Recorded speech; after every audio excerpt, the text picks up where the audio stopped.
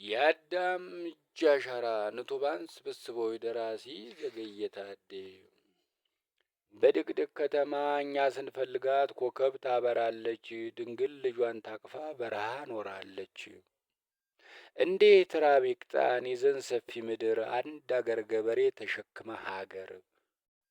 ስጋ በልተን ቀረን የት ገባ መረቁ፣ የዘንድሮ ሴቶች በመኪና አለቁ። በመኪና አደጋ ሳይሆን መኪና እየተከተሉ ጠፉን። እናም አባታችን ሆይ ከመኪና የምታመልጥ ለፎቶ እጇን የማትሰጥ መልከ መልካም ሴት ፈብርከህ ላክልን፣ ወረታ እንከፍላለን። መቼስ ላንተ ምን ይሳናሃል ቤትስ ብትጨምርበት። ብቻ በመጨረሻው ዘመን ሰው አይኑ ቢታወር ማን ከቤቱ ይደር።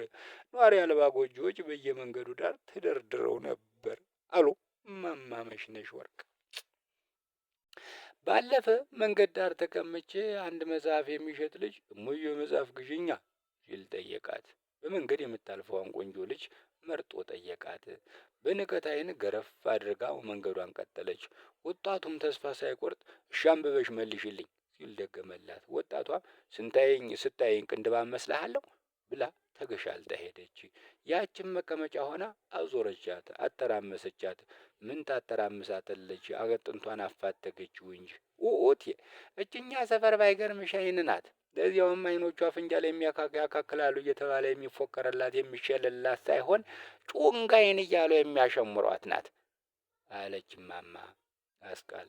ወጣቷ የመለሰችው መልስ ግራ ቢያጋባኝም ወደ ልጁ ጠጋ ብዬ ቅንድባም ማለት ምን ማለት ነው ስል የልጅቱን አረማመድ ጭንቅላቴ ውስጥ እያንከላወስኩ ጠየቅኩት።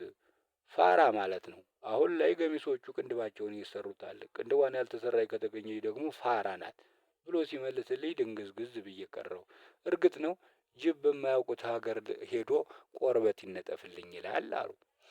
ጓደኛዬ ደርሶና ደርሶ ዜዶ ጥያቄ አለኝ አለኝ። ደረቴን ነፍቼ ፊኛ ነው እንዴ ደረቴ? እሺ ጠይቀኝ አልኩት። በእንግሊዘኛ ዘራፍ ምንድን ነው ብሎ አይኔን ያፈጥብኝ ጀመር። አላውቀውም። አይ አላውቅምማ ይሄን ያህል ዓመት ተብሬ አይባልም።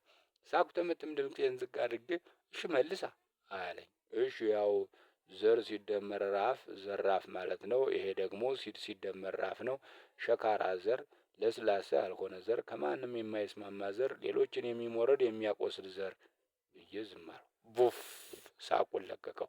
እየሳቁ አለቁ አለች እማማ አስካል።